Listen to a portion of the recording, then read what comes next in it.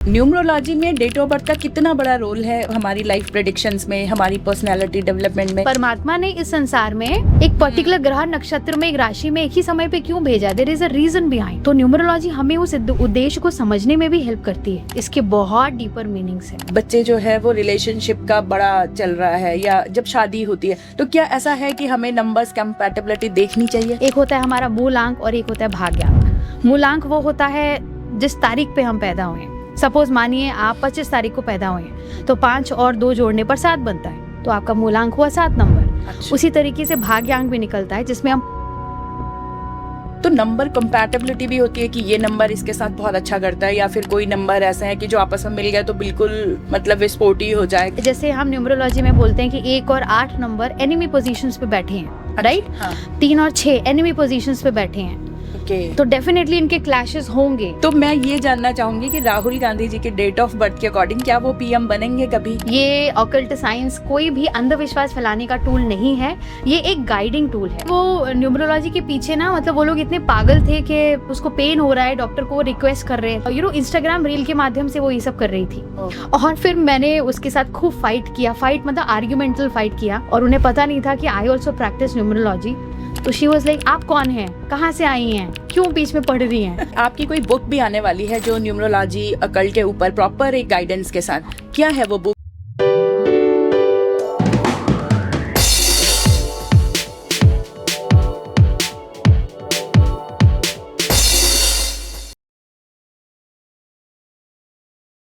हमारे पैदा होने से लेकर और हमारे जाने तक हमारे जीवन में नंबर्स का एक बहुत बड़ा रोल होता है। आप सभी को मालूम है हम किस तारीख को पैदा हुए, वो एक नंबर। हम कब इस दुनिया से गए, वो एक नंबर। हमने कब हाई स्कूल किया, कब इंटर किया, और इस तरह से बहुत सारे हमारी लाइफ के हर छोटी छोटी एक्टिविटीज़ या कोई भी चीज़ जो जुड़ी होती है वो नंबर्स से जुड़ी होती है। तो देखिए नंबर्स का हमारे जीवन में कितना बड़ा रोल है। नमस्कार दोस्तों, मैं माधुरी जबराल और स्वागत है आप सभी का द डीएमडी शो के आज के पॉडकास्ट में।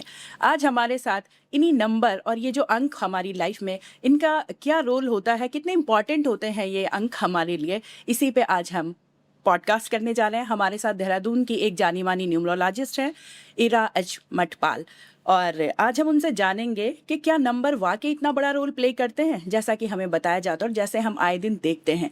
तो आइए और स्वागत करते हैं इरा जी का हमारे शो में। मैम बहुत स्वागत है। Thank you Madhuri ji, it's pleasure to be here with you today. जैसा कि आज आप हमारे शो में हैं और नंबर से मैं मतलब बहुत फैसिनेटिंग है मेरे लिए, तो ये वाला जो पार्ट है न्यूमरोलॉजी वाला, मैं बहुत इंटरेस्टिंगली इस चीज़ को देखती भी रहती हूँ। बहुत सारे लोगों के मैंने देखा था और मैं सोचती थी कि कभी हम अपने शो में भी किसी न्यूमरोलॉजिस्ट को बुलाएंगे कि आखिर ये सब कैसे प्रिडिक्शन होता है नंबर्स के through.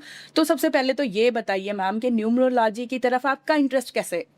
Right from childhood number से मुझे बहुत लगाव है, क्योंकि मैथ्स मेरा फेवरेट सब्जेक्ट रहा है और मैं एमबीए फाइनेंस में हूँ। तो नंबर से मेरा बचपन से ही बहुत लगाव रहा है, और धीरे धीरे करके इसको मैंने काफ़ी स्टडी किया, और लेटर ऑन आई रियलाइज़ कि नंबर्स हमारी लाइफ में कैसे इम्पॉर्टेंट रोल प्ले करते हैं, कैसे ये हमारी पर्सनालिटी ट्रेट्स, हमारी वीकनेसेस, स्ट्रेंथ को एनालाइज करने में हमें मदद करते हैं, जो हमें सेल्फ इम्प्रूवमेंट में बहुत हेल्प करते हैं। So then gradually I thought इसको करियर के तौर पर मुझे ले जाना चाहिए, इसको और पढ़ना चाहिए, बिकॉज ये ना ऑकल्ट ना एक गहरा समंदर है। हाँ। हम जितनी गहराई में जाते हैं, जैसे समंदर में आप देखते हो ना, जितनी गहराई में आप जाते हो उतनी खूबसूरत मछलियाँ आपको दिखती हैं और कुछ नया मिस्ट्री एक्सप्लोर करने मिलती है। तो this is the same thing, और ये जिज्ञासा मेरे अंदर जागती गई, and this is how I fully jumped into numerology. Ma'am थोड़ा सा पहले मैं एक चीज़ और भी जानना चाहूँगी, क्योंकि बहुत सारे फील्ड हैं अकल्ट के, जैसे आप बात करते हैं। हाँ। हमारे पास एस्ट्रोलॉजी है, पामिस्ट्री है, इसके अलावा वास्तु है और भी बहुत सारे हैं। तो न्यूमरोलॉजी और एस्ट्रोलॉजी, इनमें क्या बेसिक डिफरेंस है? जैसे बहुत सारे हमारे जो पुरानों से लेकर आए, हम कुंडली पे बहुत विश्वास करते हैं, एस्ट्रोलॉजी पे। अब न्यूमरोलॉजी का मैंने देखा बहुत चलन हो गया आजकल। हर हाँ। कोई गाड़ी का नंबर, किसी भी नंबर के लिए तो पहले बड़ा ही एक्सरसाइज होती है। तो क्या डिफरेंस है? देखिए, सरल भाषा में मैं आपको बताऊं माधुरी जी, तो हमारी जो एस्ट्रोलॉजी है उसका ओरिजिन इंडिया से है, और जो हमारी न्यूमरोलॉजी है उसका ओरिजिन हमारी एंशिएंट सिविलाइजेशंस जैसे ग्रीस और आपके इजिप्ट से है। अच्छा। यस, न्यूमरोलॉजी में हम नंबरों के आधार पर प्रेडिक्शंस करते हैं। ये माना जाता है कि हर नंबर से जुड़ी हुई कुछ वाइब्रेशंस हैं, कुछ एनर्जी हैं, उसके आधार पे फिर व्यक्ति के जीवन का आकलन किया जाता है, उसकी लाइफ स्टेजेस, उसके फेजेस को एनालाइज किया जाता है। और जो हमारे इसमें हम डेट ऑफ बर्थ की स्टडी करते हैं, डेट, मंथ, ईयर के आधार पे, Pinnacle year, your personal year, बहुत सारी कैलकुलेशंस होती हैं। और जहाँ हम एस्ट्रोलॉजी की बात करते हैं, वहाँ हम properly core date, month, year, समय के आधार पर, इसमें हम ग्रह नक्षत्रों की बात करते हैं, इसमें हम प्लैनेटरी मूवमेंट्स की बात करते हैं। आपके कौन से, जब आप पैदा हुए, आपके कौन से घर में कौन सा ग्रह बैठा था, उसमें उसका क्या योग बन रहा था, एक ब्रॉडर कॉस्मिक पैरामीटर में हम इसे स्टडी करते हैं। तो मैम, क्या आपको भी वाकई लगता है कि नंबर्स इतना इफेक्ट करते हैं, या हमारी लाइफ को इतना इम्पोर्टेंट रोल है नंबर्स का? देखिए, आप कैसे देखती हैं मुझे नहीं पता, बट बीइंग अ न्यूमरोलॉजिस्ट मैं बिल्कुल मानती हूँ। तो इस बात को आप कैसे कह सकते हैं? कुछ एग्जांपल्स हैं आपके पास? मैं मानती हूँ, लेकिन यस, मैं साथ के साथ ये भी बोलूँगी कि कोई भी ऑकल्ट प्रैक्टिस है, चाहे एस्ट्रोलॉजी है, न्यूमरोलॉजी, आप किसी भी क्षेत्र की आप बात कर रहे हैं, ये अंधविश्वास जनरेट करने के लिए नहीं है। ये these are basically guiding tools, व्यक्ति को एक मार्गदर्शन दिखाने का ये काम करती हैं। और व्यक्ति के जीवन में, मतलब ये डेस्टाइन नहीं है कोई भी चीज़ है। अगर मैं न्यूमरोलॉजी की स्पेसिफिकली बात करूँ, न्यूमरोलॉजी में हम जो भी प्रेडिक्शंस करते हैं, तो ये डेस्टाइंड नहीं होता है कि बस जो बोल दिया वही होगा, राइट? ये एक गाइडिंग टूल की तरह है। समझिए, आप अंधेरे में चल रहे हैं और न्यूमरोलॉजी ने आपको एक रोशनी दिखा दी, तो आपको क्लियर दिख रहा है कि मुझे कौन से रास्ते पे जाना है, मुझे इस रास्ते पे जाना है कि नहीं जाना है। तो वही गाइडिंग टूल का काम करता है। और हमारे जीवन में क्या घटित होता है, वो बहुत सारे और भी पैरामीटर्स पे डिपेंड करता है। हमारी अपब्रिंगिंग है, हमारे संस्कार हैं, हमारा बिलीफ सिस्टम है, हम पिछले जन्म से जो अपना कार्मिक पैटर्न लेकर के आ रहे हैं, उसका योग रहता है। बहुत सारी चीज़ों का भी इन्फ्लुएंस रहता है। जैसे मैम, हमारी लाइफ का एक बहुत इम्पोर्टेंट होता है हमारी डेट ऑफ बर्थ। हाँ, मतलब वो ये है कि हम कब इस दुनिया में आए, तो वाकई में वो तो वैसे भी इम्पोर्टेंट है जी। तो न्यूमरोलॉजी में डेट ऑफ बर्थ का कितना बड़ा रोल है उसके मतलब हमारी लाइफ प्रेडिक्शंस में, हमारी पर्सनालिटी डेवलपमेंट में, या हम किस तरह के नजर आते हैं, क्या इन सब चीजों का डेट ऑफ बर्थ का बड़ा रोल है इसमें? देखिए मैम, मैं मानती हूँ कि न्यूमरोलॉजी को ना मैं हमेशा एक सेल्फ एनालिसिस टूल की तरह देखती हूँ। जिस तारीख को हम पैदा होते हैं, उस समय डेट, मंथ, ईयर किस एनर्जी पे वाइब्रेट कर रहे हैं, और वो पर्टिकुलर नंबर हमारे जीवन में क्या इंपॉर्टेंट रोल प्ले कर रहा है। देखिए, हमारी जिस तारीख को हम पैदा होते हैं, अगर मैं आपको थोड़ा सा ब्रॉडर प्रोस्पेक्ट में समझाऊं, न्यूमरोलॉजी में हम 2 अंकों की बहुत गहराई से बात करते हैं। एक होता है हमारा मूलांक और एक होता है भाग्यांक। मूलांक वो होता है जिस तारीख पे हम पैदा हुए हैं। सपोज मानिए आप 25 तारीख को पैदा हुए हैं, तो 5 और 2 जोड़ने पर 7 बनता है, तो आपका मूलांक हुआ 7 नंबर। अच्छा। उसी तरीके से भाग्यांक भी निकलता है, जिसमें हम पूरी डेट ऑफ बर्थ का टोटल करते हैं, आपकी तारीख, आपका महीना और आपका पूरा साल, राइट? अच्छा। और दोनों के ही आधार पर फिर व्यक्ति की सेल्फ एनालिसिस करी जाती है। जैसे अगर आप मूलांक की बात कर रहे हैं, जैसे आप 7 तारीख को पैदा हुए हैं, तो ये आपकी जो बेसिक पर्सनालिटी ट्रेट्स हैं, जो आपकी लाइफ की पैटर्न है, जो आपका सोचने का तरीका है, जो आपका बिहेवियरल पैटर्न है, उसको स्टडी करने में हेल्प करता है। जैसे कोई व्यक्ति बहुत ज़्यादा लीडरशिप क्वालिटीज़ लेके पैदा होता है, कोई व्यक्ति बहुत ज़्यादा सेंसिटिव इमोशनल होता है, कोई बहुत ज़्यादा प्रैक्टिकल होता है, तो कोई बहुत ज़्यादा क्रिएटिव होता है। तो इन सारे एस्पेक्ट्स में और इसके अलावा जो उनकी लाइफ के पैटर्न है, उसके आधार पे वो किस तरीके के डिसीजंस ले सकते हैं, फिर ऐसे स्टडी किया जाता है। और उसी तरीके से जो भाग्यांक की मैं बात कर रही हूँ, ये एक और ब्रॉडर प्रोस्पेक्ट में मतलब हमें डिसीजन लेने में हेल्प आउट करता है। तो यस, जिस तारीख पे हम पैदा होते हैं वो हमारी लाइफ में बहुत इंपॉर्टेंट रोल प्ले करता है, क्योंकि जैसा मैं कहती हूँ, न्यूमरोलॉजी में हर नंबर एक वाइब्रेशन और एनर्जी से जुड़ा होता है। तो जिस तारीख पे हम पैदा होते हैं, वो पर्टिकुलर एनर्जी, वाइब्रेशन हम अपने जीवन में भी लेकर के आते हैं, जिसके आधार पे फिर हमारे जीवन के आगे के डिसीजंस निर्भर करते हैं।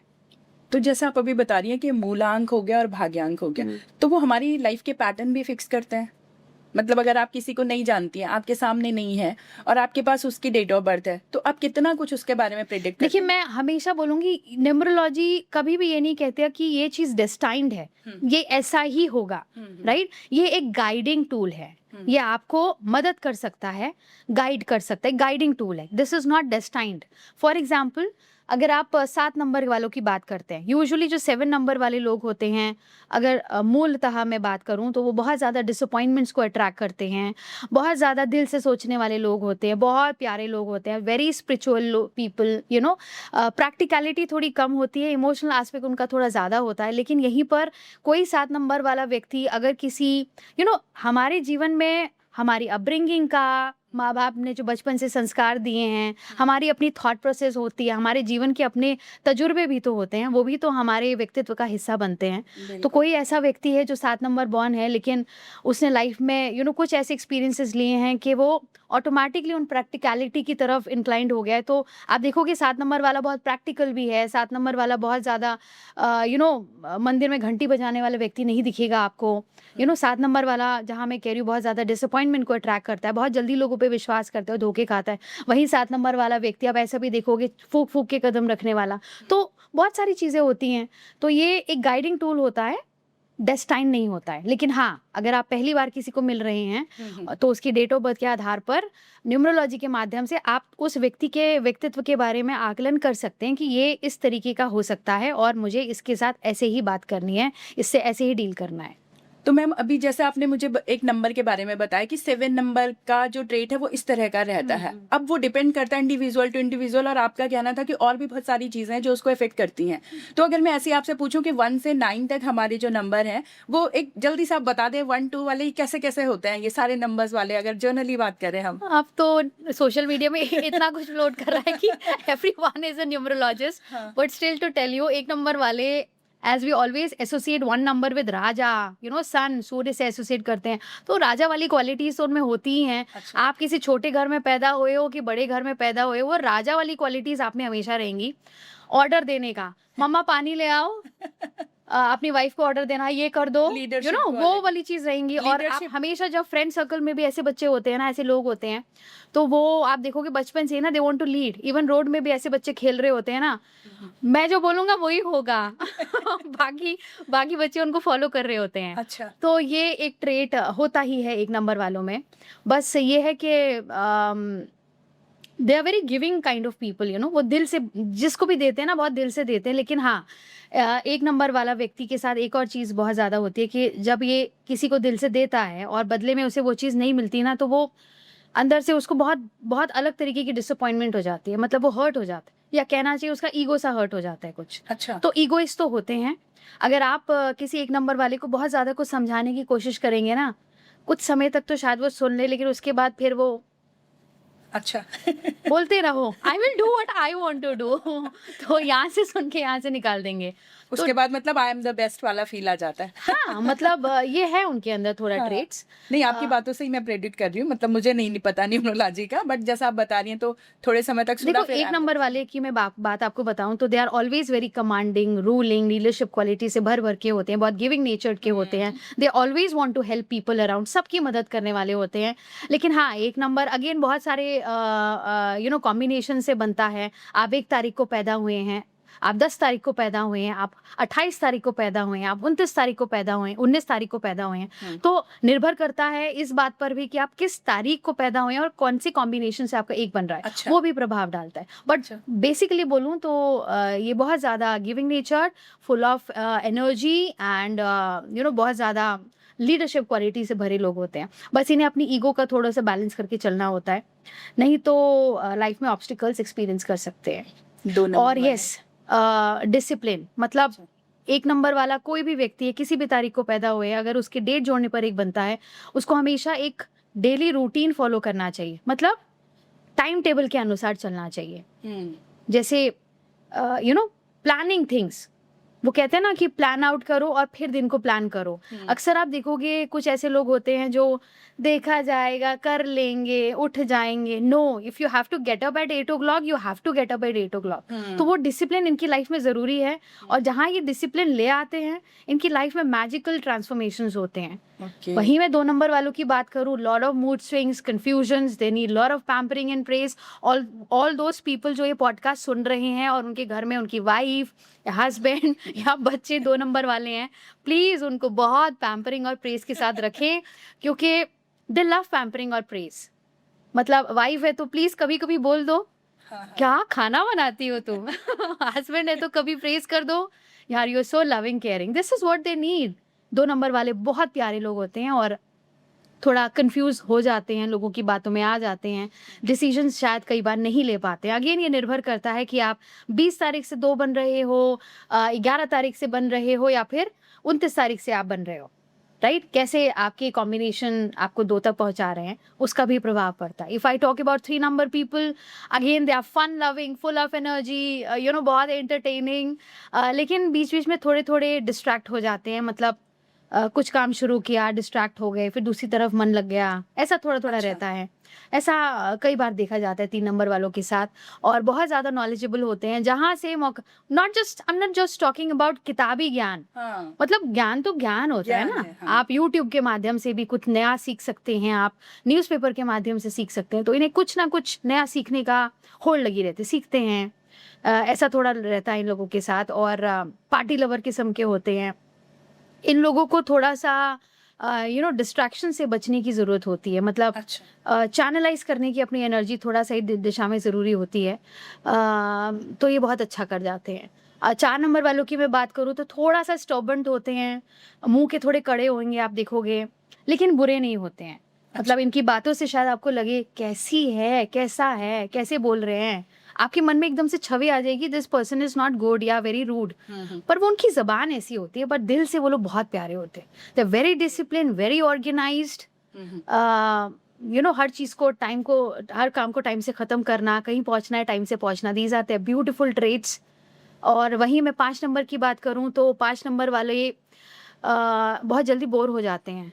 अच्छा। तो उनको चाहिए कि अपनी लाइफ में ना वो एक्साइटमेंट बना के रखें। जैसे फॉर एग्जाम्पल, अगर आप किसी 5 नंबर वाले व्यक्ति किसी ऑफिस में भी बैठे हैं, कुछ कुछ जो चेंज करते रहें, ऑफिस का डेकोर ही चेंज कर दें, बीच बीच में आप छोटे छोटे टूर्स लेते रहें, दिस इज वेरी इंपॉर्टेंट। और 5 नंबर वाले व्यक्ति को हमेशा वो किसी भी प्रोफेशन में हो, क्योंकि बात करने की बहुत शौकीन होते हैं, बहुत अच्छा बोलते हैं, तो उनको ना कोशिश करनी चाहिए कुछ ना कुछ ऐसे क्षेत्रों से जुड़े जो जहाँ पे कम्युनिकेशन इन्वॉल्व हो, अच्छा। क्योंकि इन्हें बोलना बोलना बहुत अच्छा लगता है। और ये बहुत मतलब they are very good advisors, specially अगर बिजनेस से जुड़े, आप किसी बिजनेस क्षेत्र से जुड़े हैं और आप 5 नंबर वाले व्यक्ति से अगर कुछ एडवाइस लेने जाएं, they'll give you an number of advices. अच्छा। मतलब वो आउट ऑफ द बॉक्स जाके सोचते हैं, दैट क्रिएटिव पीपल, बट जल्दी बोर हो जाते हैं और they need to again channelize the energy. और वहीं पे 6 नंबर वालों की बात करूं तो they are very homely, family oriented people, loving, caring, compassionate जैसे होते हैं, सबके बारे में सोचना, सबको साथ लेकर चलना, ऐसे अच्छा। वाले लोग होते हैं। लेकिन कई बार अगेन ये डिपेंड करता है 6 नंबर आपका कैसे कॉम्बिनेशन। बन रहा है। हाँ। आप 6 को पैदा हुए हैं, आप 24 को पैदा हुए हैं, या आप 15 को। या 15 को पैदा हुए हैं, आप कौन से कॉम्बिनेशन से 6 तक पहुंच रहे हैं, उसका भी प्रभाव पड़ता है। कई कई चार्ट्स में ऐसा देखा जाता है, जब मल्टीपल 6 आते हैं तो ऐसे लोग लविंग केयरिंग तो होते ही हैं, लेकिन थोड़ा ओवर डोमिनेटिंग भी हो जाते हैं। अच्छा। जैसे आपने घरों में अक्सर देखा होगा, मम्मियाँ बोलती है ना, हम्म। अरे अरे ठंडा मत खा, जुकाम लग जाएगा। थोड़ा सा वेदर चेंज हुआ, हाँ। बच्चों को स्वेटर पहना दिया, उनको बाहर नहीं जाने देना, तू ये नहीं खाएगा, तू ऐसा नहीं करेगा, हाँ, दैट ये 6 इज, नंबर की क्वालिटीज है yes, over pampering, over care. या तो ओवर कंट्रोल। ओवर कंट्रोल नहीं कहूंगी, अच्छा। क्योंकि उनकी भावना कंट्रोलिंग नहीं अच्छा, होती, अच्छा। उनकी भावना केयर केयरिंग होती होती है, है, एक्स्ट्रा केयरिंग। एक्स्ट्रा केयर करना, इसको कुछ नुकसान ना हो जाए, ऐसी भावना होती है उनकी। लेकिन यहाँ पर ऐसे लोगों को थोड़ा ध्यान रखने की जरूरत है कि वो अपनी तरफ से तो अच्छा करते हैं, लेकिन दूसरा व्यक्ति ना थोड़ा सा केज्ड फील करता है। तो ऐसे लोगों को कोशिश करनी चाहिए कि अपने ना रिश्तों में, चाहे बच्चे हों, चाहे आपका स्पाउस हो, थोड़ा सा ना स्पेस देने की कोशिश करें। ओके। क्योंकि अगर वो स्पेस नहीं देते हैं तो फिर अपनी तरफ से वो तो अच्छा कर रहे हैं, लेकिन दूसरा व्यक्ति डोमिनेटेड फील करता है और फिर वो ना कटने लगता है, रिश्तों में एक इनविजिबल सा गैप आने लगता है। तो उसका इन्हें हमेशा ध्यान रखना चाहिए। वहीं पर 6 नंबर वालों को कभी भी अनहाइजेनिकली नहीं रहना चाहिए। हम सभी रोज नहाते धोते हैं, लेकिन ये थोड़ा ज्यादा अच्छा। होता है ना कभी, स्पेशली बॉयज, Overconscious, हाँ। अरे छुट्टी है आज नहीं नहाऊंगा, please don't do that. You have to keep, we all have to stay hygienically good, पर इनको ज्यादा ध्यान रखना है। वहीं अगर मैं 7 नंबर वालों की बात करूँ तो काफी बता चुके हैं आप। काफ़ी बता चुकी हूँ, फिर भी बता देती हूँ कि they are very spiritual people. Again 7 आप कैसे पहुँचते हैं, किस कॉम्बिनेशन से पहुँचते हैं, 7 से पहुँचते हैं, 25 से पहुँचते हैं, 16 से पहुँचते हैं, that again makes a difference, उसका प्रभाव पड़ता है। लेकिन ये लोग बहुत बहुत बहुत ही प्यारे होते हैं। आजकल सोशल मीडिया में मैं देख रही हूँ कि लोग अननेसेसरीली कुछ तो फ्लोट कर रहे हैं कि 7 नंबर इज नॉट लकी, हाँ you know 4 number is not lucky, every number is lucky. है ना, हम सभी के देखिए हमारे व्यक्तित्व में भी कुछ अच्छे पॉजिटिव नेगेटिव होते हैं। यू नो एस्पेक्ट्स होते हैं, तो नंबर में भी है। बिल्कुल। तो 7 नंबर तो पहले मैं बता दूं कि जो लोग 7 नंबर वालों से जुड़े हैं, कंसिडर योरसेल्फ रियली लकी, क्योंकि जहां 7 नंबर वाला व्यक्ति आपके साथ जुड़ गया, आप मानो या ना मानो, वो आपकी लाइफ में गुड लक लेकर के आएगा। अरे वाह, मैं भी 7 नंबर हूँ। Ma'am ask your husband to give you compliments every day now. बिल्कुल, ये मैं स्पेशली ये रील काट के भेजने वाली हूँ। नहीं, ये प्लीज आप मेरी बात माने, ये है। और ये लोग ना मतलब स्पिरिचुअल होते हैं, पुरानी पकी हुई सोल होते हैं, कहते हैं ना ओल्ड सोल, पिछले जन्मों से कुछ तो ऐसा बहुत अच्छा करके आए हैं कि इस जन्म में उनको 7 नंबर पे बर्थ मिला है। और ये बहुत ही स्पिरिचुअली एलिवेटेड नंबर होता है। आप मंदिर में घंटी बजाएं ना बजाएं, आपके साथ शायद आपने एक्सपीरियंस भी किया होगा, बिकॉज ये 7 नंबर, आप जो दिल से चाहती हैं ना वो हो जाता है। और कभी भी लेट होता है मैम, पर लेट होता है पर हो जाता है, होता है, बट लेट, कई बार लेट होता हो जरूर जाता है। है। दूसरा, कभी भी कोई आपके लिए कुछ बुरा करने की सोचे तो कुछ ना कुछ ऐसा होता है कि उसी व्यक्ति का उल्टा बुरा हो जाता है। अच्छा। यस तो 7 नंबर तो पीपल, मतलब मैं कह दूं मुझसे देखो वी बच के रहे। All have blessings of God, सबको परमात्मा के लिए तो सब बराबर है, लेकिन 7 नंबर वाले ना कुछ स्पेशल होते हैं। मतलब आज तो आपने मुझे ना एकदम लेकिन आपके लिए मेरी मतलब 7 नंबर वालों के लिए मेरी एक स्ट्रॉन्गेस्ट एडवाइस ये है कि कभी भी सेल्फ डाउट ना करें। अच्छा। सेल्फ डाउट ना करें, और कुछ समझ ना आए तो प्लीज सुबह उठकर या घर से बाहर जाने से पहले शीशे के आगे खड़े होकर ना इतना जरूर बोलें, I am best, I am the I am best. The best, you know I am super power, I have answers to all the questions, you know मेरे पास परमात्मा की परम शक्ति है, परम आशीष है, परमात्मा की परम कृपा है, मैं संपूर्ण हूँ। बस मतलब ये कहना ही कहना है, अपने मतलब मैं अपने पे इसके- सेल्फ डाउट नहीं लेना है। इसके बाद मैं आपसे लिखने वाली हूँ, मुझे क्या क्या रोज बोलना है शो के बाद। जस्ट मैं आपसे पूछने वाली हूँ सारे पॉइंट्स। नहीं मैम, ये चीज़ें 7 नंबर वालों को बिल्कुल करना चाहिए। और जितना हो सके क्योंकि आप 7 नंबर वाली, थोड़ा और एलॉबरेट कर देती हूँ अपने मन में ना, वैसे 7 नंबर वाले बिल्कुल मटीरियलिस्टिक नहीं होते हैं। जैसे आपने देखा होगा लोगों के अंदर ऐसी भावना होती है, घर जोड़ लें, प्रॉपर्टी जोड़ लें, जोड़ना चाहिए, obviously we are all human beings, तो हमें अपनी सिक्योरिटी भी चाहिए, लेकिन उनकी भावना ऐसी नहीं होती है। They are always giver kind of people, हो जाएगा, मटीरियलिस्टिक नहीं होते हैं। तो जहां पर 7 नंबर वाला बहुत ज्यादा मटीरियलिस्टिक चीजों में घुस जाता है, यू नो झूठ बोलने लगता है, बैक बाइटिंग करने लगता है, तो फिर वो अपने 7 नंबर की ब्लेसिंग्स को खो देता है। तो ये बिल्कुल भी नहीं करना है। वहीं 8 नंबर वालों की बात करें, they are very discipline, over hard workers होते हैं। मतलब आप देखिएगा 8 नंबर वाले लोग आपको ऐसे मिलेंगे कि यू नो 1 घंटे का काम है तो वो 2 घंटे बैठ के काम, 2 घंटे बैठ जाएंगे, काम निपटाएंगे, खाना पीना छोड़ देंगे काम के पीछे। तो ऐसे ही वर्कोहॉलिक होते हैं। बहुत ज़्यादा ग्राउंडेड लोग होते हैं, सरलता, यू नो ऐसे लोग जो बहुत ज़्यादा गहरे होते हैं, बहुत ज़्यादा सरल होते हैं, ग्राउंडेड होते हैं, ऐसे लोग 8 नंबर वालों को बहुत ज़्यादा प्रभावित करते हैं, क्योंकि 8 नंबर वाला खुद व्यक्ति बहुत ज़्यादा ग्राउंडेड होता है। थोड़े मटीरियलिस्टिक होते हैं, इनको आप देखोगे हमेशा क्या बिजनेस करना है, कैसे पैसा बनेगा, you know how am I suppose to make money, कहाँ कहाँ इन्वेस्टमेंट करूँ, ये ऐसे वाले होते हैं। और बहुत ज़्यादा बिजनेस माइंड भी होते हैं। अगर 8 नंबर वाला व्यक्ति कहीं नौकरी भी कर रहा होगा ना, बैक एंड पे उसके दिमाग में चल रहा होगा मुझे बिजनेस तो करना है, या तो वो नौकरी छोड़ के बिजनेस करेगा या नौकरी के साथ बिजनेस करेगा। तो अच्छा। ऐसा तो है इनका inclination. But yes, they are very grounded people, सरल होते हैं, जीवन में थोड़े हार्डवर्क होते हैं इनके, एकदम से चीज़ें नहीं होती, तो इसलिए अपने अपने ही लेवल पे थोड़े फ्रस्ट्रेटेड रहते हैं, फट चीज़ें नहीं होती हैं। But they are again very good people. इनके लिए मेरी स्ट्रॉन्गेस्ट एडवाइस है कि कभी भी जीवन में शॉर्टकट ना लें। ओके। जहां इन्होंने शॉर्टकट लिया, अपने पैरों पे कुल्हाड़ी मार दी। अच्छा। कई बार होता है ना, ब्राइब वगैरह देते हैं, हाँ, काम हाँ, निकलवाने के लिए, बिल्कुल। पैसा ले ले, मेरा काम कर दे पीछे पीछे से, ये इन्हें नहीं करना है। अच्छा, प्लीज नहीं करना है इन्हें, मतलब हार्ड वर्क ही करना मैम यस, परमात्मा ने नंबर ही उनको, देखिए हमें परमात्मा ने इस संसार में एक पर्टिकुलर नंबर पे क्यों भेजा है, एक पर्टिकुलर ग्रह नक्षत्र में, एक राशि में, एक ही समय पे क्यों भेजा है, there is a reason behind, बिल्कुल। कुछ एक उद्देश्य है हमारे इस जीवन का।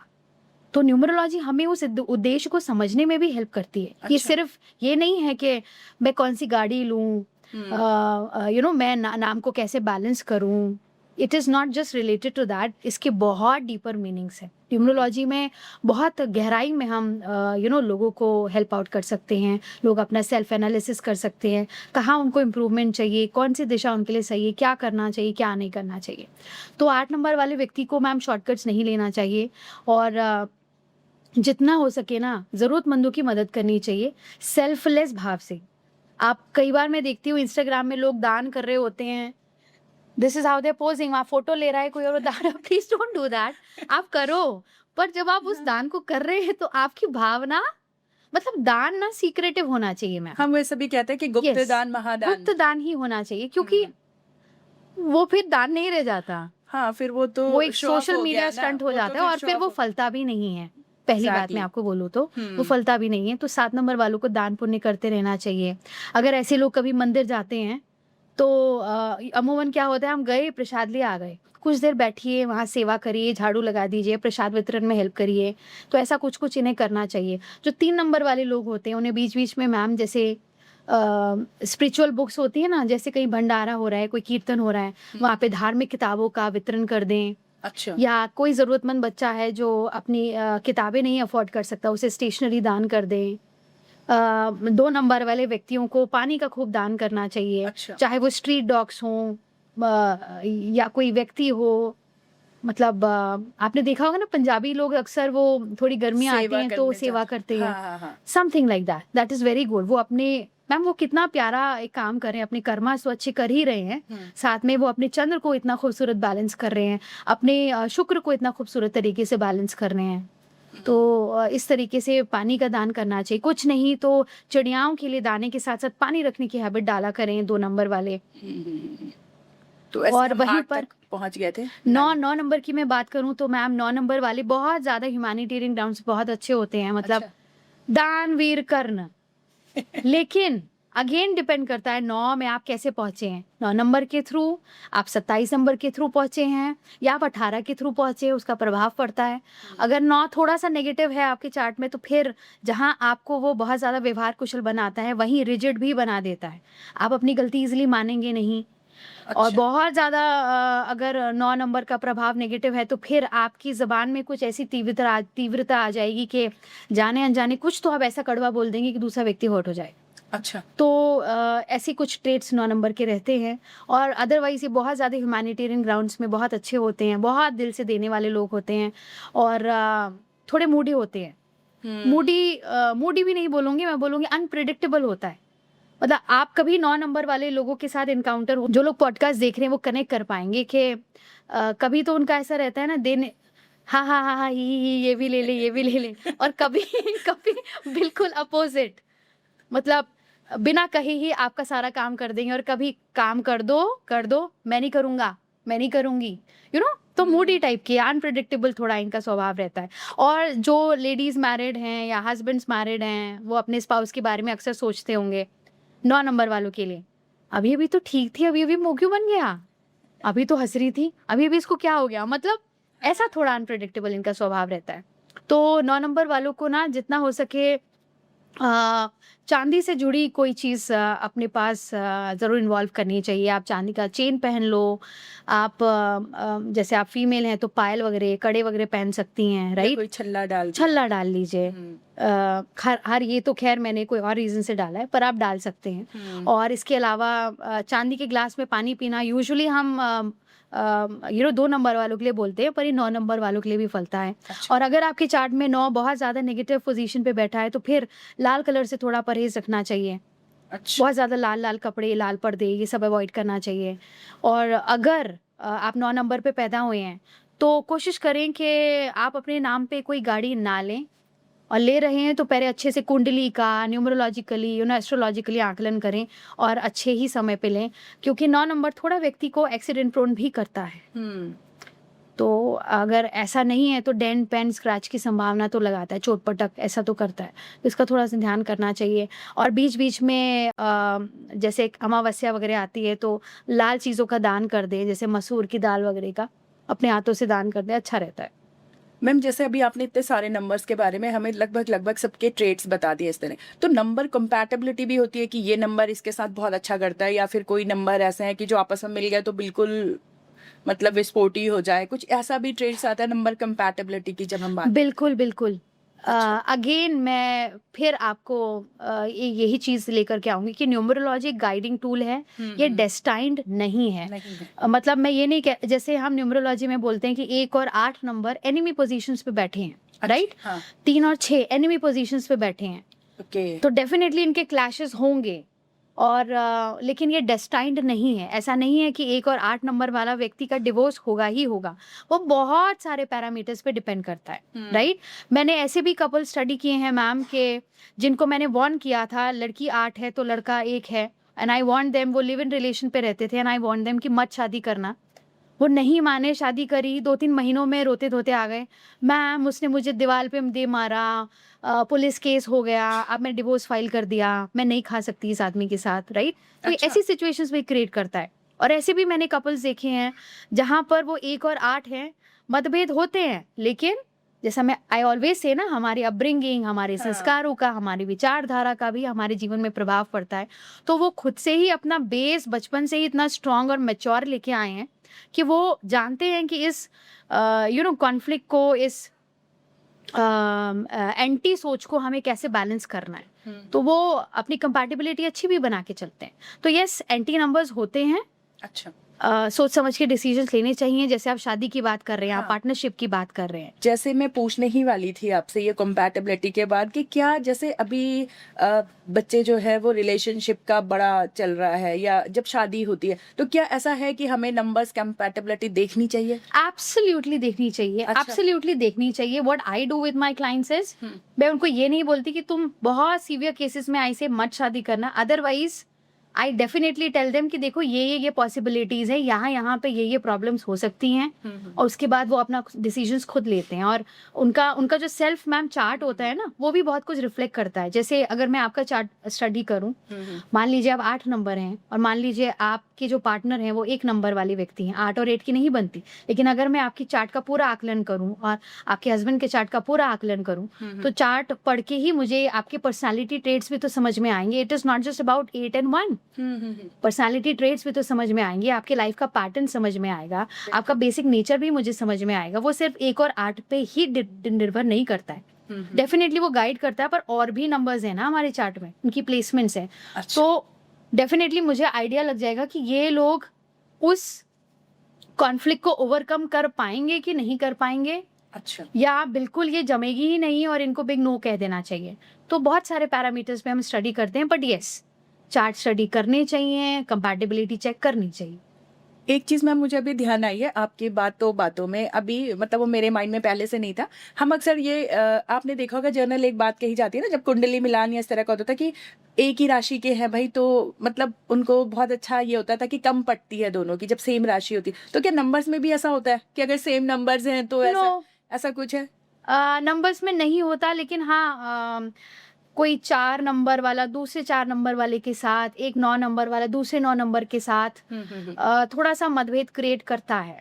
अच्छा। 1 नंबर वाला दूसरे 1 नंबर वाले के साथ, अरे दोनों राजा हैं, दोनों ही एक तलवार, बयान में एक ही तो तलवार रहेगी, तो वो वाला थोड़ा फंडा हो जाता है। But again, as I always say, ये ऑकल्ट साइंस कोई भी अंधविश्वास फैलाने का टूल नहीं है, ये एक गाइडिंग टूल है। और हमारे जीवन में बहुत सारी चीजें निर्भर करती है, बार बार मैं उसी बात पे आ रही हूँ, हमारे कर्मास, हमारी अपब्रिंगिंग, हमारी सोच विचार, हमारे जीवन के प्रति एक्सपीरियंसेस, बहुत सारी चीजें प्रभाव डालती, तो उसके आधार पर फिर डिसीजन लिए जाते हैं। एक चीज़ और कही जाती है ना मैम, हम जनरली सुनते हैं कि मेरा ये लकी नंबर है या मेरा वो लकी नंबर है, या मैं इस नंबर को कुछ करूं, या इस नंबर की मेरे पे गाड़ी हो। तो क्या होते हैं ये लकी नंबर्स, और क्या ये जैसे एक जर्नली हमारी जो जर्नली कुछ लोग ये भी कहते हैं कि मेरी ये डेट है तो मेरा ये लकी नंबर है, क्या ऐसा कुछ है या कुछ और ऐसा है, न्यूमरोलॉजी में एक कंसेप्ट है। अच्छा। और लकी नंबर बेसिकली क्या होता है, आपकी जो पूरी डेट है डेट, मंथ और ईयर, जिसको हम भाग्यांक कहते हैं, अच्छा। That is basically your lucky number. और उसको अच्छा। यूज कैसे करना है, जैसे आप गाड़ी ले रहे हैं, कोई इंपॉर्टेंट काम करने जा रहे हैं, या अपना हाउस नंबर ले रहे हैं, आप अपने नाम पे ले रहे हैं, तो इस तरीके से आप उसे यूज कर सकते हैं। अच्छा मैम, कुछ क्या न्यूमरोलॉजी में कुछ ऐसा भी होता है कि ये पावरफुल नंबर्स होते हैं? वैसे तो सारी नंबर्स आपने बताया कि सबकी पॉजिटिव होती है, नेगेटिव, बट क्या हम फिर भी कुछ ऐसे मानते हैं कि ये पावरफुल नंबर्स हैं? मैम जैसे एक माँ के लिए उसके सारे बच्चे बराबर है ना, हाँ। मैं कोई माँ नहीं हूँ, लेकिन हाँ, बीइंग एन ऑकल्ट प्रैक्टिशनर, हाँ। मेरे लिए हर नंबर बहुत इंपॉर्टेंट है। हाँ। आप किसी नंबर को कम नहीं आंक सकते। ऐसे तो हम बोलते हैं कि 2 नंबर बहुत सेंसिटिव नंबर है, हाँ। तो इसका मतलब ये नहीं कि वो बहुत हल्का नंबर है। एक नंबर बहुत राजा को रिप्रेजेंट करता है, तो वो पावरफुल नंबर है। हाँ। ऐसा नहीं है, every number has its own importance. अगर आपके जीवन में 2 नंबर नहीं होगा, आप इंट्यूटिव व्यक्ति नहीं होगे, आपके अंदर वो लविंग, केयरिंग, कंपैशनेशन वाला 2 नंबर और 9 नंबर नहीं होगा, तो वो एस्पेक्ट मिसिंग होगा। अगर आपके जीवन में 1 नंबर नहीं होगा, तो आपकी कम्युनिकेशन में हिंड्रेंस होगा, आप अपनी बात खुल के नहीं रख पाएंगे। 4 नंबर नहीं होगा तो आप डिसिप्लिन नहीं होंगे, ऑर्गेनाइज नहीं होंगे। And when you are not discipline and organise, तो आप सही से कोई काम कर ही नहीं सकते, you can not succeed. 5 number नहीं होगा, you will lack in your good communication skills. जीवन का ग्राफ ऐसा चलेगा, उतार चढ़ाव रहेंगे। और अच्छा कम्युनिकेशन कोई भी फील्ड में आप हो, इवन आप जूता पॉलिश करते हैं, तभी भी आपको अच्छा कम्युनिकेशन चाहिए। आप बड़े सीईओ लेवल पे बैठे, then also you need to have good communication skills, right? तो every number has its own importance.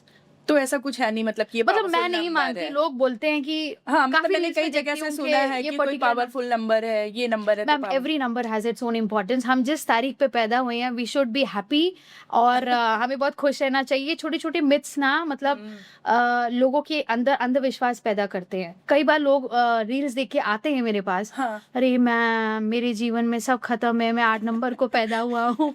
And I am like, खत्म नहीं है, यू डोंट रियलाइज। हाँ। अभी मैम मैंने एक रीसेंट रील डाली, बिकॉज 8 नंबर को हम स्पिरिचुअल एंगल से मैनिफेस्टेशन का नंबर भी मानते हैं। अच्छा। अगर आप 8 को थोड़ा सा इंक्लाइन करें, तो वो इन्फिनिटी का साइन बन जाता है, which is a very powerful sign.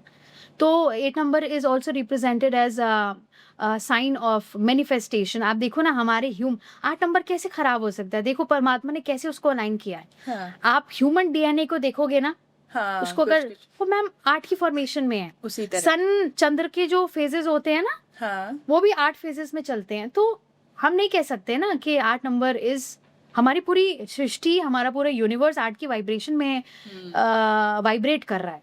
It is a very, जब मैंने ये सारी चीजें उनको बताई, वो so happy and he was like अच्छा मैम, एक चीज और चलती है, आपने भी देखा होगा, लकी 7।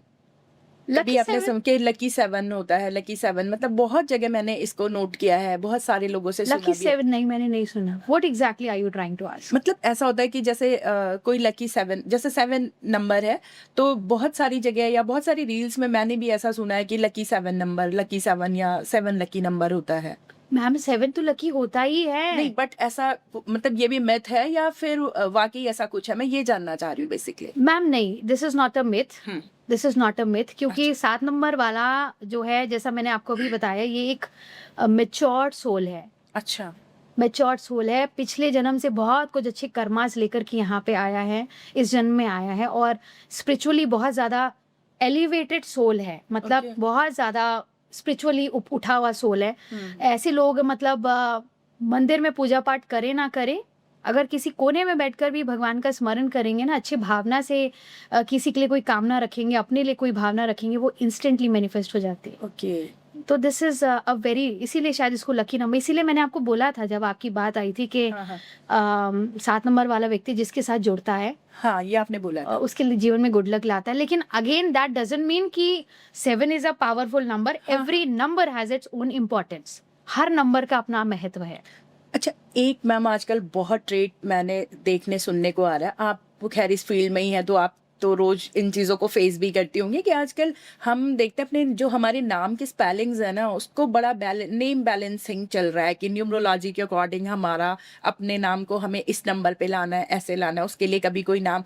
और बहुत बड़ा एग्जाम्पल है, आपने अपना नाम भी जो है वो इस अकॉर्डिंग, न्यूमरोलॉजी के अकॉर्डिंग आपने बैलेंस किया हुआ है। ये जब हमारी बात हुई थी तब आपने हाँ। बताया, तो क्या वाकई ये इफेक्ट करता है? Absolutely ma'am, absolutely this makes a difference. लेकिन हाँ। इम्पोर्टेंट तब है जब आप किसी अच्छे न्यूमरोलॉजिस्ट के पास जाके उसको बैलेंस करवाएं। अच्छा। आजकल रील्स में कुछ भी फ्लोट हो रहा है, ए लगा लो, आपका नाम प्रिया है तो ए लगा लो, आपका नंबर पावरफुल हो जाएगा। मतलब एक बड़ा मैं मिथ देख रही हूँ, 5 पे ले आओ, कॉम्बिनेशन को 6 पे ले आओ। जरूरी नहीं है कि आपके डेट ऑफ बर्थ में आपके नाम नेम बैलेंसिंग में 5 रिक्वायर्ड है, 6 रिक्वायर्ड है, हो सकता है 7 रिक्वायर्ड हो सकता है 3 रिक्वायर्ड हो। ये कैसे है, मतलब मैं थोड़ा सा इसके पीछे क्या ना लॉजिक जानना चाहूंगी कि आप मतलब कैसे बैलेंसिंग करनी चाहिए। लॉजिक ये होता है मैम कि हमारे 26 अल्फाबेट्स होते हैं, हाँ। और हर अल्फाबेट को 1 से 9 नंबर के ब्लॉक में डाला जाता है। बिल्कुल। जैसे कि जैसे आई की मैं बात करूं, है ना, जैसे आई को मैं एच को 5 से हम डिनोट करेंगे, आई नंबर को हम एक नंबर के उसमें ब्रैकेट में डालेंगे, ए को भी हम 1 नंबर से जोड़ते वो हैं, 1 2 वी 3 को हम 6 से जोड़ते हैं, यू को हम 6 से जोड़ते हैं। तो ऐसे हर नंबर को हम किसी ना किसी नंबर के, हर अल्फाबेट को हम किसी ना किसी नंबर के साथ अलाइन करते हैं। बिल्कुल। हर अल्फाबेट की एनर्जी किसी ना किसी नंबर के साथ कनेक्टेड होती है, अलाइन करती है, वाइब्रेट करती है, और इसी साइंस के माध्यम से हम इसको फिर बैलेंस आउट करते हैं। और प्लीज ये कोई भी ना करे, ऑल दोस्त जो रील देख रहे हैं, जो सोशल मीडिया में रील होती है ना, ये हम सभी को पता है ma'am, why do we float reels, कि ज्यादा से ज्यादा लोग देखें और लोग हमारे बारे में जाने। This is a marketing, social media marketing tool है ना। हाँ बिल्कुल। ये कोई अंधविश्वास फैलाने की चीज नहीं है, और इस पे ब्लाइंडली भी फेथ नहीं करना चाहिए। जो लोग साल साल बाद बैठ के पढ़ाई करके बैठे हैं, क्या वो रील में ही आपको सारा ज्ञान अपना दे देंगे?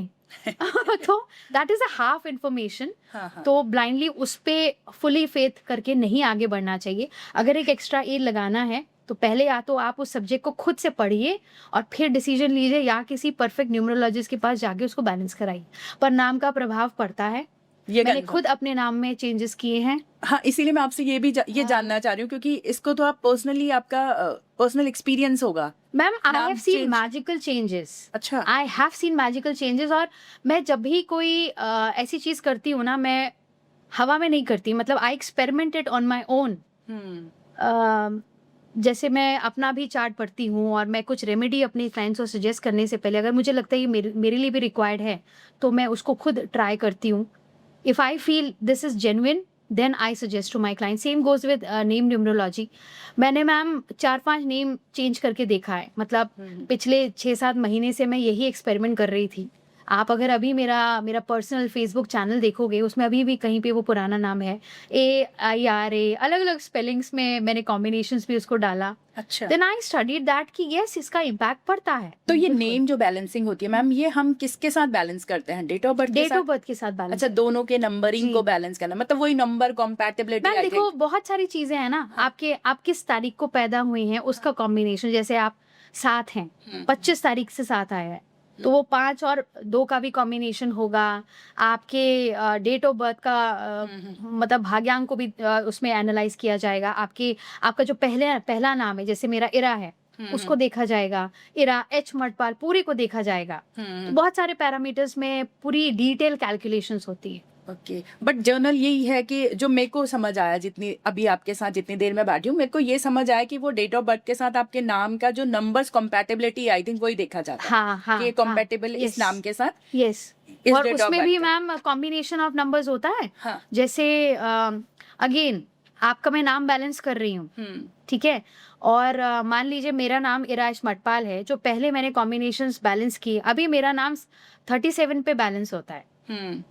And 37 is a very secret number, जो मेरे लिए तो बहुत लकी है। और इनफैक्ट अगर आप 37 को हिंदी में लिखें तो ये ओम का आकृति ले लेता है।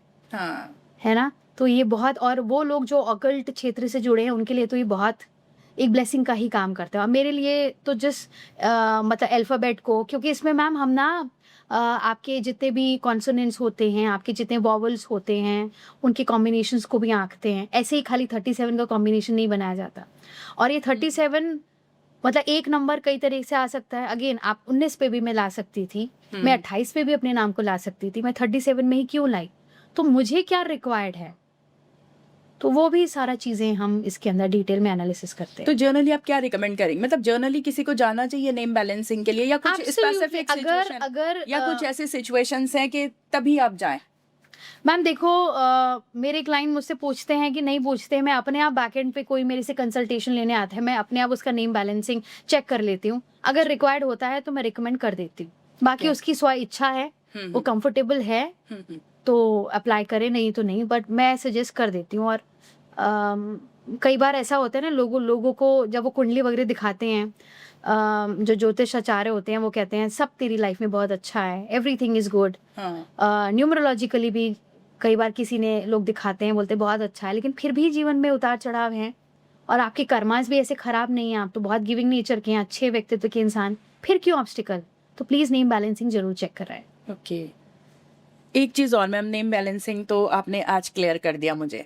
एक चीज़ मैं और सुनने में आता रहता है अब आजकल के, क्योंकि अब बहुत ज़्यादा सोशल मीडिया का इतना इन्फ्लुएंस हो चुका है कि नेम बैलेंसिंग, न्यूमरोलॉजी, अब हर कोई मुझे लगता है कि बहुत छोटी-छोटी चीज़ों के लिए या फिर बड़ी-बड़ी चीज़ों के लिए वो देखते हैं। हाँ। आजकल एक और ट्रेंड जो देखने को मिल रहा है वो ये है कि चाइल्ड बर्थ, हम्म। तो वो अकॉर्डिंग टू मतलब वो न्यूमरोलॉजी वो आप आगे पीछे फिक्स कर रहे हैं, क्या ये सही है?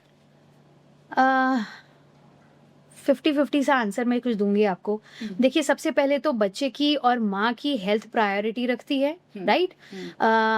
अगर सब चीज़ ठीक है, एवरीथिंग इज परफेक्ट, तो फिर डॉक्टर की परमिशन से अगर 2-3 डेट्स का ऑप्शन है कि भैया ऑपरेट करना है या डिलीवरी होनी है, और 27 है, 28 है या 29 है, 3 तारीख के ऑप्शंस आपको डॉक्टर के थ्रू मिल सकते हैं, तो फिर आप उसमें चॉइस कर सकते हैं। लेकिन कई जगह मैं देखती हूँ फोर्सफुली लोग न्यूमरोलॉजिकली इतना ब्लाइंड हो गए, न्यूमरोलॉजी के पीछे भी। मैं आपको एक हल्द्वानी का केस बताती हूँ। जैसे मेरी क्लाइंट थी, तो लिटरली वो न्यूमरोलॉजी के पीछे ना, मतलब वो लोग इतने पागल थे कि the lady was in so much pain, मतलब उसको पेन हो रहा है, डॉक्टर को रिक्वेस्ट कर रहे हैं, हल्द्वानी जैसी जगह में, आप बताइए कि पेन इंजेक्शन देके शायद पेन वगैरह आप रोक देते हैं, ऐसा कुछ तो होता होगा provision, I don't know much. तो वो डॉक्टर को इंसिस्ट कर रहे थे कि कुछ सुई लगाओ, कुछ कुछ तो ऐसा करो कि पेन रुके, और कल नेक्स्ट डे सुबह सुबह डिलीवरी हो जाएगी। रात का समय था, अब रात भर डॉक्टर को उसका पेन रोकना है, मतलब इस तरीके की सिचुएशन लोग क्रिएट कर देते हैं। और बाद में जब मुझे पता लगा तो किसी के थ्रू किसी परिचित के थ्रू मुझे पता लगा, मैं वहाँ पे गई हूँ रात के रात 9:30-10 बजे के आसपास, और लिटरली मैंने उस लेडी को बहुत कन्फ्रंट किया है कि आप ये क्या कर रहे हो, एंड शी स्टार्टेड, और वो कोई इंस्टाग्राम रील के माध्यम से वो ये सब कर रही थी। और फिर मैंने उसके साथ खूब फाइट किया, फाइट मतलब आर्ग्यूमेंटल फाइट किया, और उन्हें पता नहीं था कि आई ऑल्सो प्रैक्टिस न्यूमरोलॉजी। तो शी वॉज लाइक, आप कौन हैं, कहाँ से आई हैं, क्यों बीच में पढ़ रही हैं? ऐसे आप मेरे प्रोफेशन को बदनाम कर रही हैं, you are doing it in a wrong way, क्योंकि मैं खुद इसे प्रैक्टिस करती हूँ। फिर उन्हें समझाया मैम, और फिर उस चीज़ को वर्कआउट कराया, रात को ही उस लेडी की डिलीवरी कराई। हाँ, बट अब अगेंस्ट द नेचर जाके आप against the nature ma'am, this is not good. परमात्मा इज अ सुपर पावर, आप कौन होते हैं? लेकिन हाँ, अगर आपके पास ऑप्शन है, if the child is healthy, माँ हेल्दी है, बच्चा हेल्दी है, आपके पास ऑप्शन है, तो फिर आप डेफिनेटली इस एरिया में जा सकते हैं, पर ऐसे रिस्क नहीं लेने चाहिए।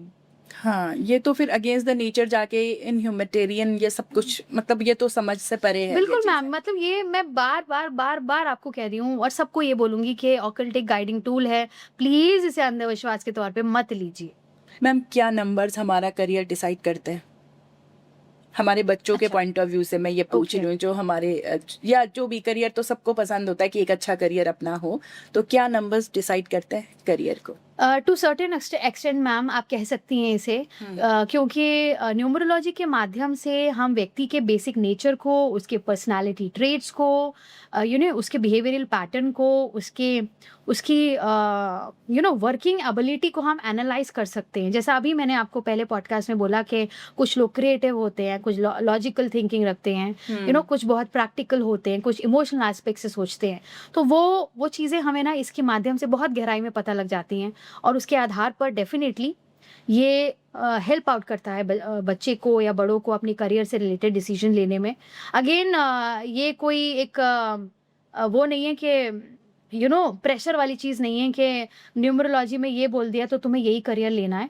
अगेन अपने बच्चे का अपना इंटरेस्ट होता है, व्यक्ति का अपना इंटरेस्ट होता है, उसका अपना तजुर्बा होता है, उसकी अपनी फाइनेंशियल एस्पेक्ट्स भी होते हैं, अपने फैमिली बैकग्राउंड भी होता है, बहुत सारी चीज़ें होती हैं।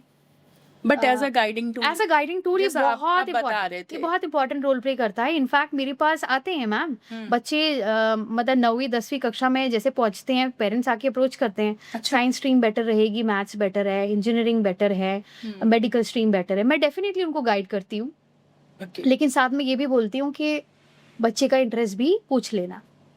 अभी मुझे इससे एक अपने से रिलेटेड एक क्वेश्चन, क्या हम सही फील्ड में हैं? अगर मैं अपने न्यूमरोलॉजी देखूं और अपने प्रोफेशन को देखूं तो आप क्या मैम कहते हैं? आपकी डेट ऑफ बर्थ मैंने अभी स्टडी करी है। You are a charismatic lady, you are a charismatic lady. आपकी डेट ऑफ बर्थ में कोई ऐसा प्रोफेशन नहीं है जो मैं बोलूंगी आप नहीं कर सकती। अरे वाह। लेकिन कभी भी सेल्फ मतलब डाउट, बट ये कंफ्यूजन वाली सिचुएशन नहीं है कि मैं सब कर सकती हूँ? मतलब आप कर सकती हैं मैम, यू कैन एक्सपेरिमेंट, हाँ, हाँ, हाँ। You can experiment. और anything which is related to क्या कहना चाहिए, एग्रीकल्चरल सेक्टर, चाहे आप परचून की दुकान खोल लो या जमीन के मसलों से जुड़ा कुछ आप स्टार्ट कर लो, वो वाला क्षेत्र भी आपको बहुत ज्यादा सूट करता है। ऑकल्ट का क्षेत्र आपको भर भर के सूट करता है। I don't know why haven't you practice it yet. अगर आपको इंटरेस्ट है तो प्लीज ऑकल्ट को जरूर सीखें। मतलब फिर ये पोजीशन चेंज हो जाएगी। तो फिर मैं आपका पॉडकास्ट लूंगी, मुझे बहुत खुशी होगी, क्योंकि आपका जब मैंने चार्ट देखा ना, आप बहुत इंट्यूटिव लेडी हैं, पहले से ही जैसे आभास हो जाना। अब आप कहती हैं कि नहीं वो बात मुझे नहीं पता, पर आभास हो जाता है आपको, लोगों को देखकर जज कर लेना, परिस्थितियों को पहले से आंक लेना। और ऐसे में मैम अगर आप टैरो के क्षेत्र में जाती हैं या रेकी हीलिंग जैसा कुछ आप ऑप्ट करती हैं, आप बहुत अच्छा कर जाएंगे। Trust me, I really want next time I want to sit there, I want you to sit here. चलिए मैम, लेट्स सी। वो कहते हैं ना सुपर पावर तो ऊपर है। कुछ इन चीज़ों से मैम, जैसे कहते हैं ना कि साइंस के स्टूडेंट भी मैं रही हूँ, तो थोड़ा प्रैक्टिकल भी मैं आपसे कुछ एक हाँ। दो क्वेश्चंस पूछूंगी। बताएं। आजकल हमारा भारतवर्ष, हमारा देश है, तो हमारे पास दो नेता बड़े चल रहे हैं। एक तो राहुल गांधी एक तरफ है और नरेंद्र मोदी एक तरफ है, आप देखेंगे मतलब। तो मैं ये जानना चाहूंगी कि राहुल गांधी जी के डेट ऑफ बर्थ के अकॉर्डिंग क्या वो पीएम बनेंगे कभी? Can I use this? हाँ हाँ हाँ, बिल्कुल बिल्कुल। मैम राहुल गांधी की डेट ऑफ बर्थ जितना मुझे याद है, I think it's 19, please confirm me, it's 1906 1970। ये देख के बता सकते हैं? आप प्लीज मुझे चेक करके बताएं। जितना मुझे याद है, जितना मैंने उनका डेट ऑफ बर्थ स्टडी किया था, it's 1906 1970। So ma'am as per your team suggest के 1906 1970 को पैदा हुए हैं। मुस्कुरा रही है मैं, मतलब आप पढ़ पढ़ कर मतलब थोड़ा सा मेरी आई रियली डोंट नो। हाँ। मतलब सर बहुत बड़े हैं, बहुत हाई प्रोफाइल पोजीशन पे बैठे हैं। I don't know social platform में मुझे कहना चाहिए कि नहीं, बट मुझे लगता है सर अगर मीडिया के क्षेत्र से जुड़ते बहुत बहुत बहुत बहुत ही अच्छा परफॉर्म कर जाते और बहुत ही खुश रहते। I don't know why is he after politics, may be because of the family background, I really don't know. But sir का कम्युनिकेशन एस्पेक्ट, उनकी नॉलेज स्किल्स आप देखो, ही हैज़ गॉट, उनके अंदर है वो लीडरशिप क्वालिटीज़। नेता बनने का भी योग रखते हैं, ऐसा नहीं है कि बिल्कुल कभी नेता नहीं बनेंगे। 2028 के बाद मुझे इनका बहुत अच्छा समय दिख रहा है। मतलब अगर ये जेन्युइन एफर्ट्स करते हैं तो 2028 के बाद इनके फेवर में चीज़ें आती भी मुझे दिख रही हैं। लेकिन हाँ, फिर से मैं बोलूँगी कि अगर ये मीडिया के क्षेत्र से, पॉलिटिक्स से ज़्यादा मीडिया के क्षेत्र से अगर ये जुड़ने की कोशिश करें तो ही विल रॉक। तो मतलब जैसे मैंने इनके बारे में कई लोगों को कहते सुना है, he is a right man in wrong profession. Absolutely absolutely. मतलब सर के अंदर इतनी सारी कैपेबिलिटीज है ना, I can't tell you. He is very capable, बहुत ज़्यादा गुण रखते हैं अपने अंदर। लेकिन पॉलिटिक्स के साथ थोड़ा सा वो चीज़ ना अलाइन नहीं हो रही है। लेकिन फिर भी अगर इन्हें जाना है, पॉलिटिक्स में ट्राई करना है, तो 2028 के बाद मुझे बहुत अच्छा समय इनके लिए दिख रहा है। उससे पहले थोड़ा दिक्कतें हैं, लेकिन फिर आयल से अगर ये मीडिया के क्षेत्र से अपने आप को जोड़ते हैं तो बहुत ही अच्छा रहेगा। मैम एक और है हमारे पास, नरेंद्र मोदी जी, तो वो कब तक प्राइम मिनिस्टर बने रहने वाले हैं? क्योंकि अभी तक पिछले 3 टेन्योर से तो वो हैं हमारे पास। और उनका और जो राहुल गांधी का इतना जो दिखने में आता है प्रेम जो तो ये नंबर कंपैटिबिलिटी भी आप थोड़ा सा देखिए। मोदी जी की जो है 79 1950 है शायद डेट ऑफ बर्थ। 17 तो कंफर्म है मैम, 17 सितंबर 1950। 36 का आंकड़ा है। मतलब न्यूमरोलॉजी के अकॉर्डिंग फिट बैठ रहा है। न्यूमरोलॉजी के अनुसार भी ये 36 का आंकड़ा है और हमें दिखता भी है वो आंकड़ा। हाँ। तो ऐसा है, मोदी जी की अगर मैं बात करूं तो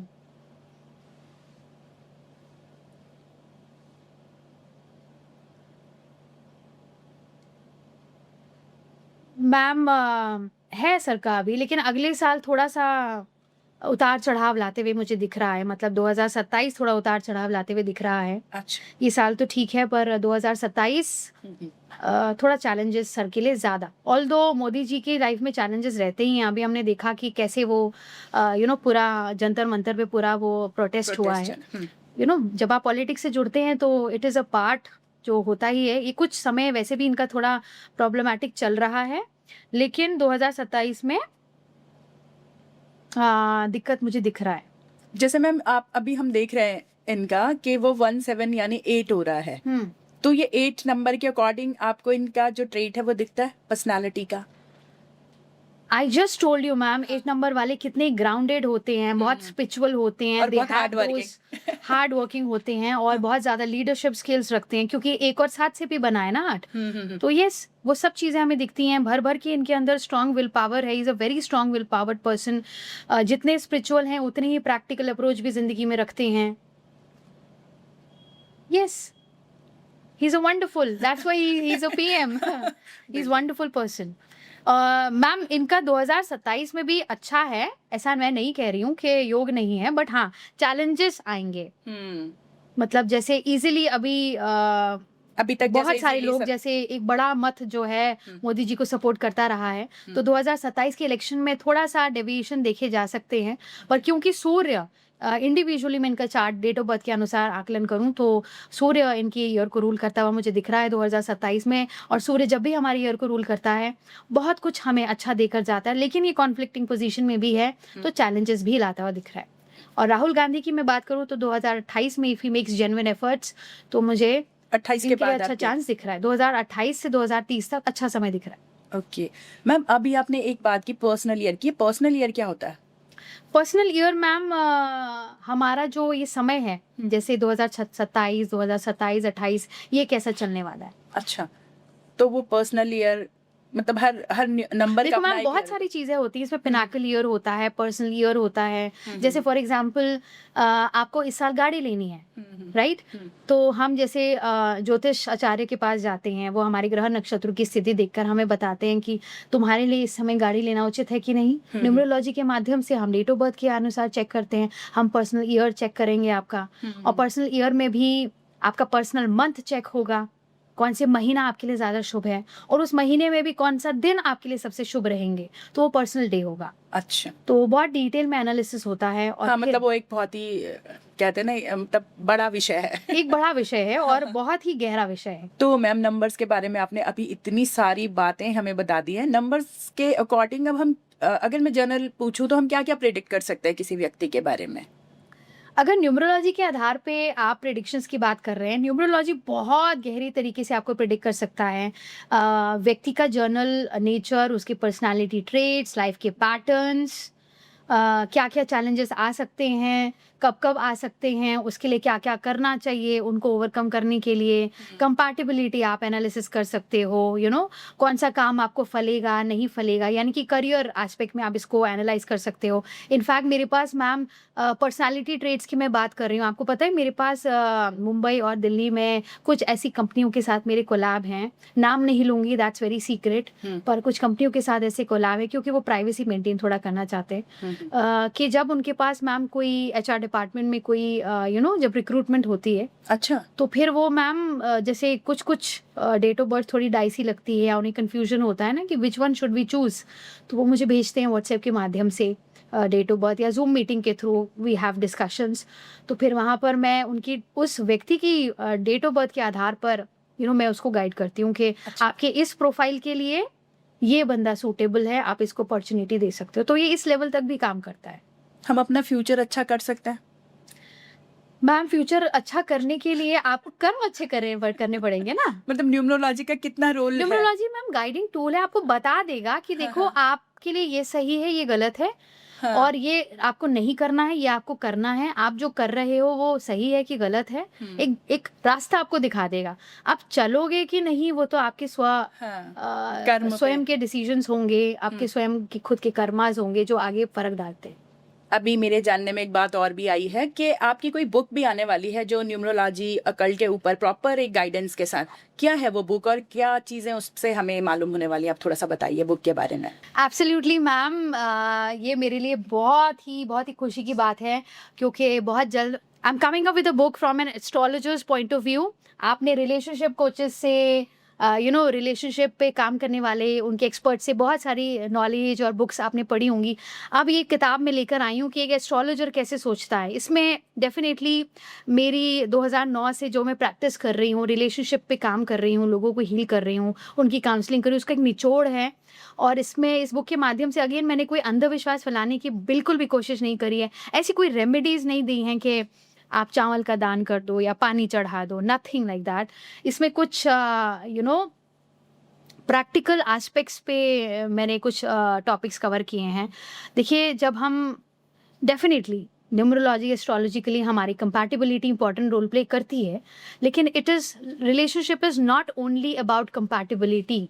बहुत सारी चीज़ें होती हैं, हम जब एक रिलेशनशिप में घुसते हैं तो बहुत सारे अपने पीछे ना एक इनविजिबल सा सूटकेस भी लेकर के आ रहे होते हैं उस रिलेशनशिप में, जिसमें हमारे बचपन से जो हमारे परिवार में धारणा चली आ रही है। हमने अपने माँ बाप को कैसे देखा, वो लड़ते हैं, वो प्यार से रहते हैं, कैसे रिलेशनशिप इश्यूज़ को सॉर्ट आउट करते हैं। उसी को देख देख के देखो, हम बचपन से बहुत सारी चीज़ें ना देख के तो सीखते हैं, है ना? हर चीज़ किताबी ज्ञान तो हमें नहीं सिखाता, हमारे लाइफ के एक्सपीरियंसेस हमें सिखाते हैं। तो वो बिलीफ सिस्टम हमारा क्या है, हमारी थॉट प्रोसेस क्या है, लाइफ के एक्सपीरियंसेस क्या हैं, हमारे अपने पर्सनैलिटी ट्रेट्स क्या हैं, हम कितना पेशेंस हमारे अंदर है, हम कितने शॉर्ट टेम्पर्ड हैं, वो सारी चीज़ें भी बहुत प्रभाव डालती हैं। ऐसा ही कुछ एक कंसेप्ट मैं अपनी प्यारी सी बुक में लेकर आने वाली हूँ, and I am really excited for this book. I hope आप सब भी बहुत एक्साइटेड हैं। Stay tuned. तो बहुत अच्छा लगा मैम आपके साथ बैठे और बहुत इंटरेस्टिंग टॉपिक्स पे बात हुई है और सबसे अच्छी बात है आपने मेरे लिए बहुत अच्छा बोला। आप हैं ही इतनी प्यारी तो मुझे बोलना पड़ा। तो मुझे तो बहुत अच्छा लगा है। और आप हमारे दर्शकों को, हमारे लोगों को आप क्या कहना चाहेंगी? जो आप ये न्यूमरोलॉजी की प्रैक्टिस करती हैं, तो आप थोड़ा-सा बताइए क्या कहना चाहेंगे? देखिए, मैं सारे व्यूअर्स को बस एक ही मैसेज देना चाहती हूँ। 2009 से मैं ऑकल्ट के क्षेत्र में प्रैक्टिस कर रही हूँ, ऑकल्ट को, astrology, numerology, Vastu. I am a relationship counsellor also. और इस दौरान ना बहुत तरीके के लोग मेरे पास आते हैं, ऐसे लोग जो जेन्युइन कोई सॉल्यूशन की चाह में आते हैं, कुछ लोग अंधविश्वास में फंसे होते हैं, बहुत तरीके के लोग आते हैं। तो मैं बस एक ही मैसेज देना चाहती हूँ कि ज्योतिष एक गाइडिंग टूल है, हमारा कर्म प्रधान होता है। अगर आपकी ग्रह नक्षत्र कितनी ही अच्छी जगह पे बैठे हों, लेकिन अगर आपके कर्म खराब हैं, तो you will have to bear negative consequences, आपको उसकी मार झेलनी पड़ेगी। लेकिन आपके कर्म अच्छे हैं और आपके ग्रह नक्षत्र बहुत स्ट्रगलिंग कॉम्बिनेशंस पे भी बैठे हैं ना, तो रास्ते अब स्वतः ही खुल जाते हैं। तो अच्छे कर्म करें। देखिए, हमारी न्यूमरोलॉजी में ना मैम हर नंबर को, हर ग्रह को हमारे रिश्तों से भी जोड़ा जाता है। बिल्कुल। हम करते क्या है मैम, न्यूमरोलॉजिस्ट, एस्ट्रोलॉजर, इन सब के पास जाते हैं, दान पुण्य करते हैं, बहुत कुछ करते हैं, लेकिन घर में लड़ मर रहे होते हैं। हाँ। घर वाले फैमिली मेंबर्स की रिस्पेक्ट नहीं कर रहे होते। आप कितना ही सूरज में जल चढ़ा दीजिए, अगर आपकी कंपैटिबिलिटी आपके पिताजी के साथ, आपके बड़े भाई के साथ, ऐसा कोई भी व्यक्ति जो आपके परिवार में पिता तुल्य है, इवन आपकी वर्क प्लेस में आपके जो बॉस हैं, उनके साथ भी अच्छी नहीं है। देखिए, विचारों के मतभेद होते हैं, वो डिस्कशंस करना, अपना मत रखना एक अलग बात होती है, लेकिन अंदर मन में बुरे भाव रखना वो अलग चीज़ है। डिसरिस्पेक्ट करना अलग चीज़ होती है। तो वो डिसरिस्पेक्ट आप ना करें, क्योंकि उससे आप कितना ही सूरज में जल चढ़ा रहे हैं, पर आप अपनी कर्मा तो खराब कर रहे हैं ना, इसलिए आप अपने सूर्य को कभी प्रबल नहीं कर पाएंगे। वहीं अगर आप अपनी माँ की डिसरिस्पेक्ट कर रहे हैं, कितना ही चांदी के गिलास में पानी पी लें, कितना ही शिवलिंग पे आप जल चढ़ा लें, परमात्मा इन सब चीज़ों से ऊपर आपके कर्मास तो देखता है। माँ चंद्र का कारक होती है ना? तो माँ के साथ, माँ तुल्य हर स्त्री के साथ, इवन बहन, सबके साथ, मतलब यूँ तो सबके साथ हमें अच्छे रिलेशन रखने चाहिए, पर स्पेसिफिकली अगर मैं चंद्र की बात करूँ तो माँ के साथ हमेशा अच्छे संपर्क रखने चाहिए। तो ऐसे हर ग्रह, नक्षत्र, हर मतलब परमात्मा ने इतनी खूबसूरत रचना करी है ना कि हम कर्म से भाग ही नहीं सकते। हाँ। उसने कोई शॉर्टकट नहीं रखा है कि जल चढ़ा दो तो मैं तुम्हारी नेगेटिविटी काट दूँगा। वो देखेगा कि भैया आप अपना कर्म क्या कर रहे हो। तो कर्म प्रधान होते हैं, आप कर्म अच्छे करें, सबको प्यार से रखें, सबकी सेवा करें, लालच, बुराई, टू मच ऑफ मटीरियलिस्टिक चीज़ों में ना फँसें। अल्टीमेटली हम जीवन मैम हमें एक उद्देश्य से परमात्मा ने दिया है, उस उद्देश्य को पहचानें और उस पे काम करें। बस। तो बहुत ही अच्छा लगा आपके साथ बैठ के, आपके साथ बातें करके, और बहुत अच्छी-अच्छी चीज़ें। और न्यूमरोलॉजी का सच में मैं सुनती थी, देखती थी और रील्स मेरे फीड में कई बार आती थी, तो मुझे वाक़ई लगता था कि किसी एक न्यूमरोलॉजिस्ट के साथ मुझे भी एक पॉडकास्ट तो करना है, ताकि ये जो नंबर्स का गेम है, क्या है मतलब ये सब जानने का, तो आज काफ़ी कुछ चीज़ें जानने को भी मिली। तो बहुत अच्छा लगा, बहुत थैंक यू थैंक हमारे यू सो शो मच में। मैम। एक लास्ट मैसेज मैं अपने व्यूअर्स को ज़रूर देना चाहती हूँ, अगर आपको और आपके लिए भी। हाँ। आपको तो प्रैक्टिस करना ही है, अच्छा। बट आपके नंबर्स कहते हैं, बट अगर आपको न्यूमरोलॉजी के क्षेत्र में इंटरेस्ट है, तो डील ठीक है, आप अपनी नॉलेज के लिए देखिए, पर उस पे अंधविश्वास ना करें। अगर आपको जेन्युइनली इंटरेस्ट है, प्लीज़ इसकी पढ़ाई आप करें। इसको गहराई में जानने की कोशिश करें, ये है क्या? क्यों ये ऐसा क्या कहा जा रहा है? उसके पीछे के तथ्य को समझें और फिर उसे अपनी लाइफ़ में अप्लाई करें। नहीं तो आप ब्लाइंडली हम लॉजिक्स को अप्लाई कर लेते हैं, तो फिर अपनी लाइफ में नेगेटिव कॉन्सिक्वेंसेस को भी अट्रैक्ट करते हैं। तो थैंक यू मैम हमारे शो थैंक में यू, आने का, थैंक यू हमसे सो मच। जुड़ने का। तो आप थी इरा एच मटपाल, आज हमारे शो में हमारी गेस्ट थी, न्यूमरोलॉजिस्ट हैं। और जैसा कि ये पॉडकास्ट आपने देख लिया होगा, तो आपको खुद भी बहुत इंटरेस्टिंग ये लगा होगा, मुझे पर्सनली बहुत इंटरेस्टिंग लगा। और कई बार मुझे बहुत सारी चीज़ों का कुछ मुझे भी कन्फ्यूज़न रहता था, लेकिन जो नंबर्स का ट्रेड, जो कंपैटिबिलिटी जो मैम ने बताई हैं, मुझे वाकई वो लगा है कि बहुत इंपॉर्टेंट रोल प्ले करते हैं नंबर्स हमारी लाइफ में। तो कहीं पर आप मतलब डिलेमा में हैं, कहीं पर डिसीजन नहीं ले पा रहे हैं, तो आप किसी भी न्यूमरोलॉजिस्ट को कंसल्ट कर सकते हैं। शायद वो आपको एक गाइडिंग टूल की तरह आपके साथ काम करें। हाँ, जैसा मैम ने बार-बार बोला है कि अंधविश्वास नहीं है, और अंधविश्वास की तरह से इस्तेमाल भी ना करें कि आप अपने कर्म आपके सबसे ऊपर होते हैं, आपकी मेहनत सबसे ऊपर है। ऐसा मेहनत का कोई तोड़ नहीं है, ये मैं भी कहूँगी, और मैम ने तो पूरे पॉडकास्ट में ये बातें बोली हैं। तो इस तरह की पर्सनैलिटीज़ हमारे शो में आगे भी आती रहेंगी। अगर मैम से आपकी कोई पर्सनल क्वेरी है, तो मैम का नंबर हम अपने डिस्क्रिप्शन में दे देंगे, तो आप डायरेक्टली उनसे कॉन्टैक्ट भी कर सकते हैं। अगर आपकी भी इस तरह की कोई क्वेरी है न्यूमरोलॉजी को लेकर, अपने लाइफ को लेकर, या कहीं पर किसी कोई भी आपकी लाइफ की क्वेरी है, आप उनसे डायरेक्टली पूछ सकते हैं। हम नंबर आपको डिस्क्रिप्शन में अवश्य दे देंगे। तो इस तरह की पर्सनैलिटीज़ आगे भी हमारे शो में आती रहेंगी। जैसा आपने आज तक हमें अपना प्यार, स्नेह, आशीर्वाद दिया है, आगे भी ऐसा ही मिलता रहेगा। और इसी सब के साथ हमसे जुड़ने का आप सभी का बहुत बहुत धन्यवाद।